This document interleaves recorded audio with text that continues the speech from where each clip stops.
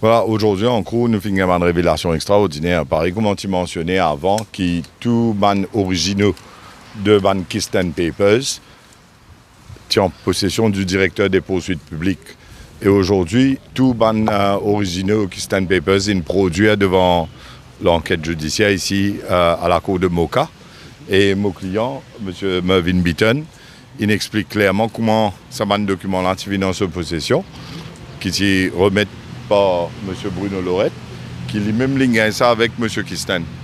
Et M. Bruno Lorette aussi, il donne une précision, le code qui remet ce document-là, dans quel contexte et qui dit à lui quand il remet ce document-là.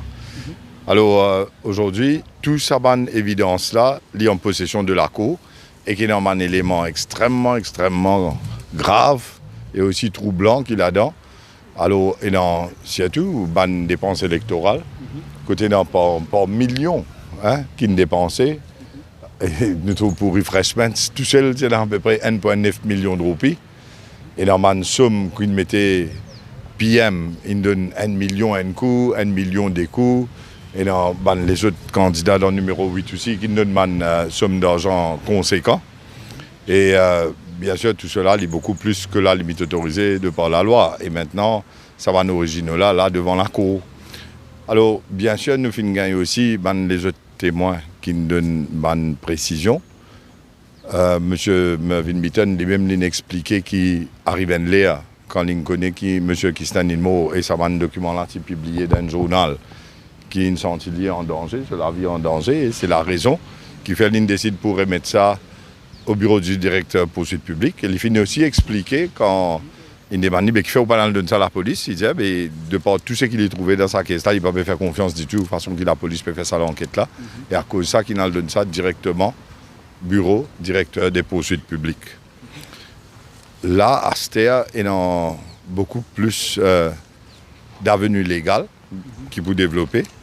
Et nous, l'équipe ici, Sanjeev Tilakdari, Ruben Mourungapile, Cliff, Shezad, tous les autres du monde, j'espère que vous ne verrez personne là, tout le monde là même, l'équipe Avengers, nous travaillons loin de private prosecution.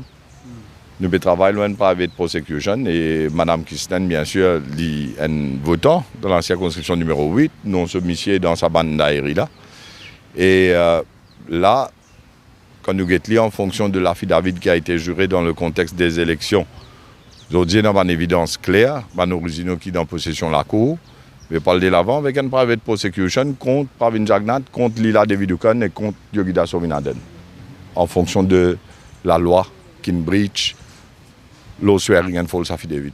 Quand il y a cette étape d'aujourd'hui là, les documents originaux finissent déposés, ils sont en possession de la cour Moka. Oui, tous les documents originaux en possession de la cour. Et comment on explique, et dans des affaires extrêmement troublantes là-dedans. Et non, les autres du monde aussi. Pas mentionner le nom là, c'était là, probablement. Il y a des gens qui peuvent être convoqués. Et après, pour besoin d'une certaine explication. Mais demain, bien sûr, l'enquête judiciaire pour continuer. Avec qui? Et nous avons une madame qui s'appelle Keshwari Punit, qui est convoquée dans la liste des témoins pour DPP, pour le directeur des poursuites publiques, avec une autre madame qui s'appelle Nita Nukched. Et après, bien sûr, pour énormément les autres témoins aussi demain. Alors, on va pour cause de affaires qui ne sont pas encore établies en cours. Bien sûr, ce qui m'ont expliqué, c'est de nature publique, parce que quand on finit de dire dans la cour, témoin finit d'expliquer, tout journaliste entendait, tout membre public entendait. Et c'est là qui m'a donné une précision. Mais ce qui ne peut pas encore dire dans la cour, ça bien sûr, on va cause là, c'était là. Demain, on va faire une autre déclaration.